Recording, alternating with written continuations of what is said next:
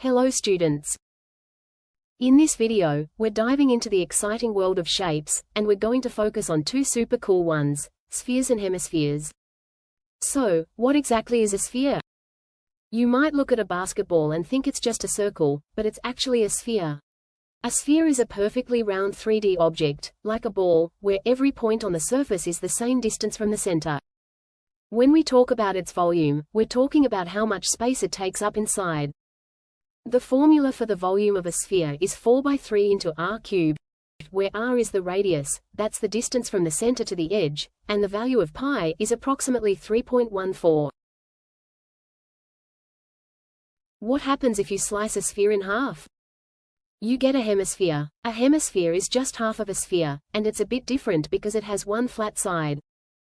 To find the volume of a hemisphere, we take half of the volume of the full sphere. So, the formula for a hemisphere's volume is 2 by 3 into r cubed. What if someone tells you the volume of a sphere is 972 pi cubic inches? You can use the formula to work backward and figure out that the radius is 9 inches. Before we wrap up, here are a few quick reminders. If you know the diameter of a sphere, just divide it by 2 to get the radius. Volume is usually measured in cubic units, like cubic centimeters, cm cubed, or cubic inches, in cubed. Spheres and hemispheres are such fun shapes to explore, and understanding them helps unlock the wonders of geometry.